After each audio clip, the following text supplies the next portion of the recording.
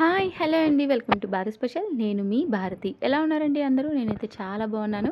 And మీ అందరూ కూడా చాలా బాగుండాలని కోరుకుంటున్నాను. ఈరోజు మన రెసిపీలో వచ్చేసరికి చాలా అసలు యమ్మీ రెసిపీని చూపించబోతున్నానండి. అండ్ చాలామందైతే ఇది రెస్టారెంట్స్ నుంచి ఆర్డర్ చేసుకుంటూ ఉంటారు. కానీ నేను మీకు ఈరోజు సింపుల్‌గా రెస్టారెంట్ స్టైల్‌లో ఎలా చేసుకోవాలో చూపించబోతున్నానండి. అండ్ అది కూడా ఏంటంటే మష్రూమ్ పన్నీర్‌తో చేసుకున్న కాంబినేషన్ అండి. అస్సలు మనకి ఆ మష్రూమ్ తింటున్న ఫీలింగ్ కూడా రాదనమాట. అసలు టేస్ట్ అయితే చాలా బావుంది. అసలు మా పిల్లలకైతే ఇది బాగా నచ్చిందనమాట. సో, చాలా బాగా కూడా ఎంజాయ్ చేశారు ఈ రెసిపీని. అండ్ ఈ రెసిపీని చూసే ముందు మన ఛానల్ కనుక ఎవరైనా ఫస్ట్ టైం చూస్తున్నారంటే ప్లీజ్ సబ్స్క్రైబ్ చేయండి. అలానే పక్కనున్న బెల్ ఐకాన్‌ని కూడా హిట్ చేయండి. అండ్ ఇదొచ్చేసరికి మంచి ప్రోటీన్ ఫుడ్ కూడా అండి. ఎందుకంటే మనకి పన్నీర్‌లో ఎంత మంచి ప్రోటీన్స్ ఉంటాయో తెలుసు కదా! And at the same time మష్రూమ్‌లో కూడా కావాల్సినన్ని విటమిన్స్ ఉంటాయండి. సో, ఇప్పుడు ఈ ప్రాసెస్‌ని స్టార్ట్ చేసేద్దాము. సో, ఫస్ట్ అయితే ఇలాగా ఒక కడాయి పెట్టేసేసుకొని ఒక 3-4 స్పూన్స్ ఆయిల్‌ని వేడి చేసేసిన తర్వాత హోల్ మసాలాని కొంచెం చెక్క, ఇలాచీ, అలానే అనాస పువ్వు, అలానే కొంచెం లవంగాలను కూడా యాడ్ చేసేసుకొని, అలానే ఒక బౌల్ చాప్ చేసిన ఆనియన్స్‌ని కూడా ఇలాగా యాడ్ చేసేసుకున్న తర్వాత, అలానే ఆనియన్స్ ఎన్నైతే యాడ్ చేసేసుకున్నామో టొమాటోస్‌ని కూడా అన్నీ యాడ్ చేసేసుకొని చక్కగా వీటన్నిటిని యాడ్ చేసేసుకున్న తర్వాత ఇక్కడ నేను జీడిపప్పును కూడా తీసుకున్నానండి. ఒక 15-20 జీడిపప్పు వరకు కూడా యాడ్ చేసేసుకొని వీటిని చక్కగా బాగా కంబైన్ చేసుకుంటూ ఉండాలండి. అండ్ ఇవేంటంటే మనకి కొంచెం సాఫ్ట్ అయ్యే వరకు కూడా మనం చక్కగా కుక్ చేసేసుకోవాలన్నమాట. ఆనియన్స్, అలానే టొమాటోస్, క్యాష్యూస్ కూడా కొంచెం సాఫ్ట్ అయ్యే వరకు ఇలాగా కుక్ చేసేసుకున్న తర్వాత దీన్ని మనం ఇలాగా చల్లార్చుకొనివ్వాలండి కొంచెం సేపు. మీరు ఎక్కువగా ఏదన్నా రైస్ ఐటమ్స్ చేసుకున్నప్పుడు మెయిన్ గ్రేవీ కోసమైతే మనం వీటిని ఎక్కువగా ప్రిఫర్ చేసుకోవచ్చండి. మనకేంటంటే గ్రేవీ అనేది చాలా టేస్టీగా వస్తుందనమాట. సో, అలానే మనకి స్టోర్ చేసుకోవడానికి కూడా ఎక్కువ రోజులు కొంచెం ఫ్లెక్సిబిలిటీ కూడా ఉంటుంది. సో, ఇప్పుడు అవి కొంచెం చల్లారేలోపు నేను ఇక్కడైతే ఒక కడాయి పెట్టేసేసుకొని ఒక 3 స్పూన్స్ ఆయిల్‌ని ఇలాగ యాడ్ చేసుకొని హీట్ చేసేసుకున్న తర్వాత మష్రూమ్స్‌ని మనం చక్కగా ఫ్రై చేసేసుకోవాలండి. సో, వీటిలో ఉన్న వాటర్ కంటెంట్ అంతా పోయే వరకు కూడా చక్కగా వీటిని కుక్ చేసేసుకోవాలన్నమాట.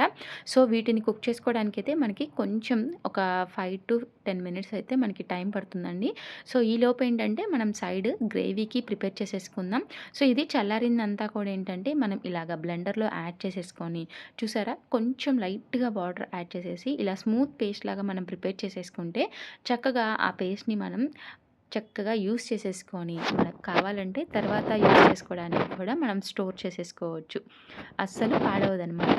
సో, ఇప్పుడు చూసారా మష్రూమ్స్ కూడా చక్కగా ఇక్కడ ఫ్రై అయిపోయాయి కదండీ! సో, ఇలాగా ఫ్రై అయిపోయేలోపు మనం ఫ్రై చేసుకొని పక్కన పెట్టుకున్న తర్వాత నేనిప్పుడు దీనిలోకి కొంచెం మస్టర్డ్ ఆయిల్‌ని ఇలాగా యాడ్ చేసుకొని హీట్ చేసేసుకున్నానండి. ఎందుకంటే రోటీస్‌లోకి ఏంటంటే మస్టర్డ్ ఆయిల్ బాగా ఉంటుందనమాట. టేస్టీగా ఉంటుంది కర్రీస్‌లోకి.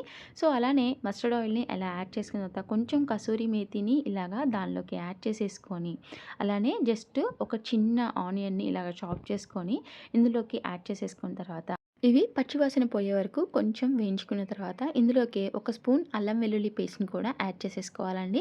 చక్కగా దీన్ని కూడా పచ్చివాసన పోయే వరకు బాగా చక్కగా వేయించేసుకొని పెట్టుకోవాలి. అండ్ ఇలాగా మనకి అల్లం వెల్లుల్లి పేస్ట్ కూడా చక్కగా మంచి స్మెల్ వచ్చిన తర్వాత వేగిన స్మెల్. ఇప్పుడు ఇందులోకి కొంచెం మనం చాప్ చేసిన టొమాటోస్‌ని కూడా ఇందులోకి యాడ్ చేసేసుకోవాలి. సో, ఇలాగా టొమాటోస్‌ని కూడా యాడ్ చేసేసుకున్న తర్వాత మనకి టొమాటోస్ ఏంటంటే కొంచెం సాఫ్ట్‌గా కుక్ అయిపోవాలండి. సో, ఇలాగా కొంచెం ఒక 2 నిమిషాలు మనం చక్కగా ఇలాగా సాఫ్ట్ అయ్యే వరకు కుక్ చేసుకున్న తర్వాత ఆయిల్ అనేది ఇలాగ బాగా బబుల్స్‌గా వస్తున్నప్పుడు మనం ముందుగా ప్రిపేర్ చేసుకున్న ఈ పేస్ట్ అంతా కూడా ఇందులోకి యాడ్ చేసేసుకోవాలండి. సో, ఇలాగ పేస్ట్‌ని యాడ్ చేసేసుకున్న తర్వాత సేమ్ అదే జార్‌లో నేను ఒక 500 ఎంఎల్ వరకు వాటర్‌ని ఇలాగా యాడ్ చేసేసుకొని చక్కగా ఇందులోకి యాడ్ చేసేసుకున్నాను. సో, మనకి ఆ గ్రేవీ మొత్తం బాగా కంబైన్ చేసేసుకోవాలండి. సో, ఈ గ్రేవీ అంతా కంబైన్ చేసేసుకొని మనకి గ్రేవీ అనేది బాగా కుక్ అయిపోవాలన్నమాట. సో, చూసారా ఇక్కడ ఇది బాగా కూడా కంబైన్డ్ అయిపోయింది కదా! సో, దీన్నైతే కొంచెం సేపు మనం ఇలాగ బాయిల్ చేసేసుకోవాలండి. అండ్ ఇది ఇలా బాయిల్ అవుతున్నప్పుడే ఇందులోకి కొంచెం సాల్ట్ అండ్ అలానే సరిపడా కారాన్ని కూడా యాడ్ చేసేసుకొని, కొంచెం ధనియా పౌడర్, అలానే కొంచెం జీరా పౌడర్‌ని కూడా యాడ్ చేసేసుకోవాలండి. మనం ముందుగానే ఇందులోకి మనం ఆనియన్, టొమాటో పేస్ట్‌ని ప్రిపేర్ చేసేటప్పుడు వాటన్నిటిని కూడా యాడ్ చేసేసాం కాబట్టి, ఎక్స్‌ట్రా మసాలా ఏమీ కూడా యాడ్ చేయట్లేదండి. మీకు కనుక కొంచెం స్పైసీగా కావాలి అనుకుంటే ఇంకొంచెం మసాలాని యాడ్ చేసేసుకోవచ్చు. సో, మనకి ఇప్పుడు ఇది కొంచెం ఇలాగా బాయిల్ ఉన్నప్పుడు ఇప్పుడు ఇందులోకి ఏంటంటే మనం ఆల్రెడీ ఫ్రై చేసి పెట్టుకున్న మష్రూమ్స్‌ని కూడా ఇందులోకి యాడ్ చేసేసుకొని ఒక్కసారి కంబైన్ చేసేసుకోవాలండి. అండ్ ఇలాగా మష్రూమ్స్‌ని ఇలాగా యాడ్ చేసేసుకున్నప్పుడు ఏంటంటే ఒక 2 మినిట్స్ పాటు దీన్ని కుక్ చేసేసుకున్న తర్వాత ఇప్పుడు నేను పన్నీర్‌ని కూడా ఇందులోకి యాడ్ చేసేస్తున్నాను. అండ్ నేనైతే ఇక్కడ పన్నీర్‌ని సాఫ్ట్‌గా ఉండడం కోసం అస్సలు ఫ్రై చేయలేదండి. సో, మీకు కనుక కావాలి అనుకుంటే మీరు పన్నీర్‌ని ఒక్కసారి ఆయిల్‌లో కానీ, ఘీలో కానీ ఒక్కసారి అలా ఫ్రై చేసేసి యాడ్ చేసేసుకోవచ్చు. లేదంటే ఇలా నార్మల్‌గా యాడ్ చేసేసుకున్నా కూడా టేస్ట్ చాలా బాగా వస్తుంది. అండ్ అలానే ఇలాగ కంబైన్ చేసుకున్న తర్వాత జస్ట్ ఒక హాఫ్ స్పూన్ షుగర్‌ని ఇందులోకి యాడ్ చేయండి టేస్ట్ పర్పస్ కోసం. చాలా టేస్టీగా ఉంటుందనమాట. ఇలాంటి గ్రేవీ కర్రీస్‌లో లాస్ట్‌లో కొంచెం షుగర్ యాడ్ చేసేస్తే ఆ టేస్ట్ అనేది చాలా బాగా వస్తుందండి. మీరెప్పుడు ట్రై చేయకపోతే గనక ఈసారి ఒకసారి ట్రై చేసి చూడండి. మనకిది కొంచెం దగ్గర పడిపోతే ఈ రెసిపీ అనేది రెడీ అయిపోయిందండి. దీన్ని రైస్‌లో, రోటీలో, చపాతీలో దేనిలోకి కూడా ఈ కాంబినేషన్ చాలా బాగా నచ్చుతుందండి. సో, మీకు కనుక నచ్చితే మీరు ట్రై చేసి ఒక లైక్ చేయండి.